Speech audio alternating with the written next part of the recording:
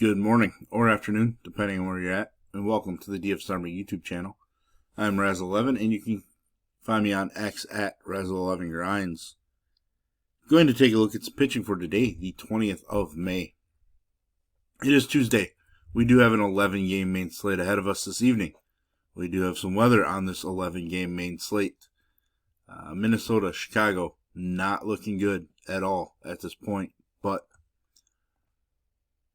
I will be looking at DraftKings as that is where a majority of my action is. If you play in FanDuel, I cut my pool into half.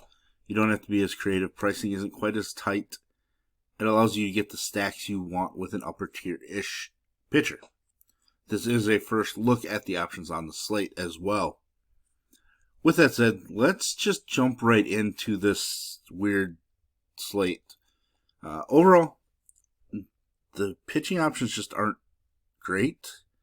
I really could see you deciding to go with a small 5-man pool, which is really weird for an 11-game slate, but you'll notice as we go on here, there's a lot of guys that I'm really on the fence with on this particular slate. Game 1, Houston, Tampa Bay. Great weather in Tampa Bay for hitting. Warm, slightly out. Zach Littell, some worries because he does allow more fly balls than you like to see. Dominating against the Yankees, and that still is just 20 fantasy points. I think he's going to be in play giving the options, but his K-prop's just 3.5 with juice on the over. He's plus 145 to earn the W, though, which is actually better than somebody like Gunnar Hoglund, who we'll talk about later. Game total of 9, not ideal. He's a minus 130 favorite. Not the greatest props overall, aside from that plus 145 to earn the W. His home numbers, they haven't been atrocious.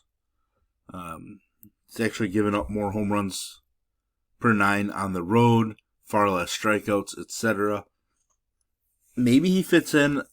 Kind of have to dig into some of his splits because we know that he's going to be facing a very right-hand heavy lineup.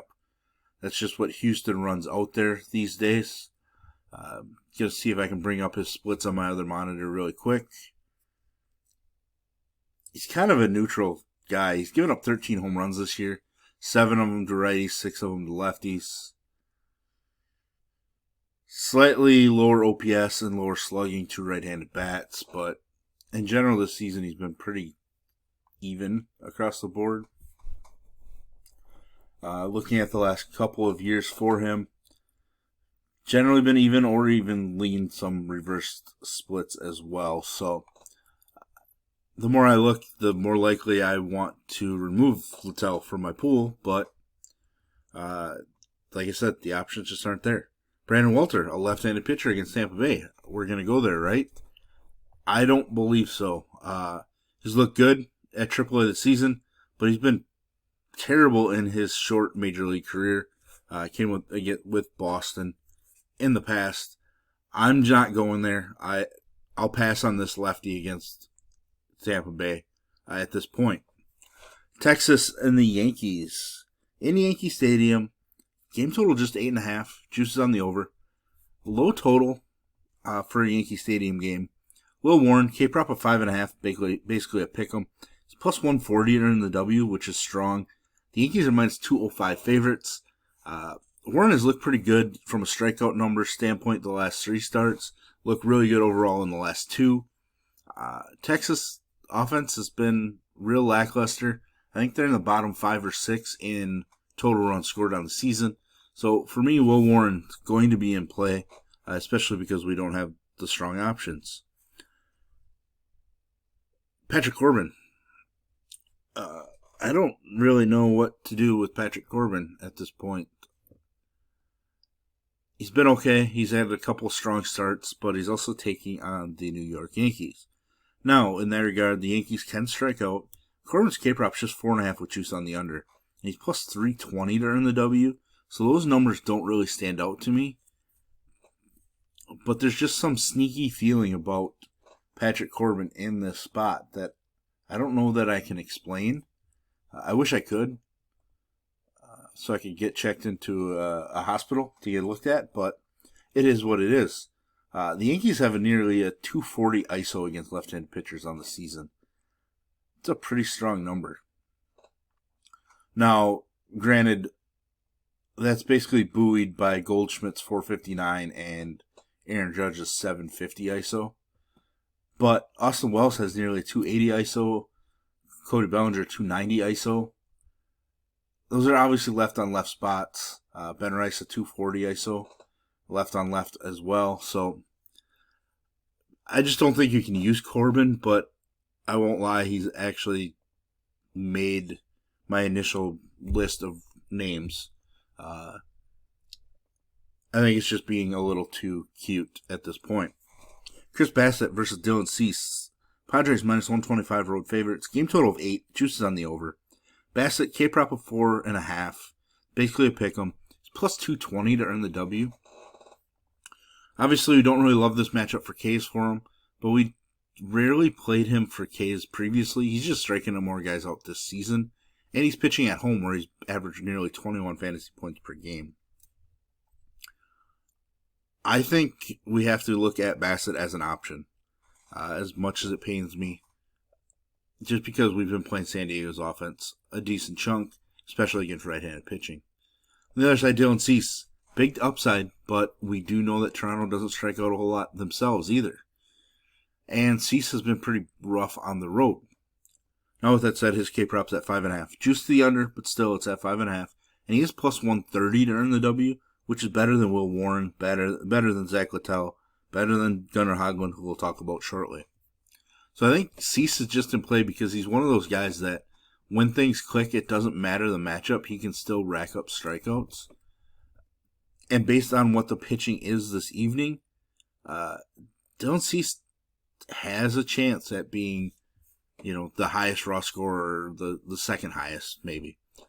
No thanks in the Seattle and the White Sox game. I'm not really dealing with the rain, but also we don't really have any options in that particular game. Paddock versus Gavin Williams. So much rain that I just don't really want to consider them. Paddock throwing the ball really well in 3 out of his last 4 starts, one of which came against Cleveland. Gavin Williams, super up and down. Rough start against Minnesota, but has allowed 2 runs or less in each of the 3 starts since the last time he faced Minnesota. If somehow magically the rain clears up, then I'm going to have some interest in both pitchers, but at this point I'm planning on that game not happening or us not wanting to take the chances with pitching. Logan Henderson taking on the Orioles offense that has let everybody down. Henderson's a minus 135 favorite. K-prop of 5.5 is basically a pick'em. He has plus 250 to earn the W, which is a bit worrisome. I think some of that comes from the fact that he's thrown 83 pitches and then 72 pitches at the major league level. I just don't know that they're going to allow him to do much more than 5 or 6 innings. And the Milwaukee bullpen can let us down. With that said, Henderson is certainly interesting. 16 Ks in his first 11 major league innings. I have to kind of dig into what he does against left-handed bats because I expect Baltimore to be pretty left-hand heavy. But still, I think it's a decent spot for Logan Henderson. He is pricey on DK, which is kind of shocking. Best pitcher on the slate, just from pure pitching standpoint, Tariq Skubal. His K-prop is nearly 2 strikeouts higher than number 2 on the slate. His K-prop's at 7.5, juices on the under, but he is minus 110 to earn the W, which is the best number on the slate, ahead of Jesus Luzardo and even Yamamoto. Skubal, we just know how good he is. Struggled against Boston last time out, but struck out 11. So he gave up 5 runs, but still put up 21.5 without getting the W. His double-digit strikeouts in 3 out of his last 4 starts.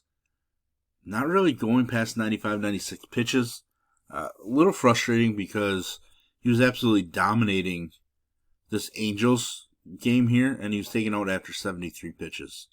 That was just a shocker. It's a hefty price tag, but he's also arguably the best pitcher in baseball at this point. Game total just 7.5. Detroit is a minus 192 road favorite. I'm certainly going to be on Tariq Skubal. Wind is blowing out, but it is to right field. I don't expect St. Louis to have many lefties in the lineup. Another great hitter's park, we're going with Jesus Luzardo. Is it a pitcher facing the Rockies? Yes. Does it matter where the game is at? Not really at this point. Luzardo, 2 earned or less in all but 1 start this season, 3 earned or less in every single start. I don't think we have to say a whole lot. He's been pretty good no matter where he pitches. K rate is higher on the road. Walk rate's higher, but still, strong numbers. K prop 5.5 juices on the over, which puts him at number 2 on the slate. He is minus 105 to earn the W, which is right behind Tariq Skubal. And the Phillies are minus 305 favorites. So really on the slate, it's Skubal, Luzardo for sure, Henderson definitely, and then we're mixing in like Warren, Cease, maybe Bassett, maybe a couple guys in this next game. Just because I love taking pitching in this ballpark. San Francisco generally plays pretty splits related, so we could see some left-handed bats against Lorenzen, and I think that plays into Lorenzen's preference. Definitely has upside. Basically 20-plus fantasy points in 3 out of his last 5 starts. The ability is there. Game total is 8 with juice on the under. Both pitchers in this game have K-props of 4.5 juice to the under, which is a little annoying. Lorenzen's plus 180 to earn the W. Birdsong does not have a prop yet, but the Giants are minus 148 favorites. Birdsong is intriguing. I just don't know how stretched out he's going to be. He did throw 65 pitches his last time out. Not really a huge K guy, but he's been throwing in relief much of the season. So it's just one I want to dig into more. Kansas City doesn't strike out anyways. So if I was going to eliminate one pitcher from this game, it would be Birdsong, despite San Francisco being the favorite. I just would trust Lorenzen a bit more. The A's and Angels. I'm just not using Kyle Hendricks. I think we did recommend possibly using him once this year. I just don't remember when that game was. Maybe I didn't at all. But I'm just not going to rely on Kyle Hendricks in this ballpark. Gunnar Hoglund, definitely somebody that intrigues me. Somebody that is worrisome with the home runs. Did give up 3 his last start against the Dodgers. Was decent against Seattle, just didn't put up fantasy points. Was dominant against Miami in his debut. I like him. K-prop of 4.5 juices on the over. The A's are minus 166 favorites. Hoglund is plus 160 to earn the W. I think he's somebody that we can mix in with our builds. Last game on the night, game total of 9.5, juices on the under. Yamamoto and the Dodgers are minus 238 favorites. He got hit hard against these Diamondbacks just 2 starts ago. That's obviously something that may give us some concern. His strikeouts have kind of come down from a few starts early in the season to now he's topped out at just 6 over the last month. K-prop of 5.5 juices on the over. He is plus 110 in the W. So there are some things pointing in his direction. Pitching at home, even though his road numbers have actually been better, his K rate is much stronger when pitching at home. I kind of wanted to look into what he did against Arizona last season just to get an idea, but he's somebody that's going to be in play. No interest in Ryan Nelson taking on the Dodgers at this point. So there we have it. There's our first look at pitching. For the most part, I think we can cut it down to 7 pitchers fairly easily. And if you told me you wanted to go with just 5, I wouldn't blame you on this particular slate. So if you enjoy what I bring to you, please hit the like button, hit the subscribe button, turn the notification bell on, get the alert anytime we drop videos here at TFS Army. And if you want to join us, get access to our coaches, tools, sheets, Discord, etc. I will put links in the description below. You can use promo code RAZ, that's R-A-Z, for 10% off monthly. And as always, best of luck, everybody.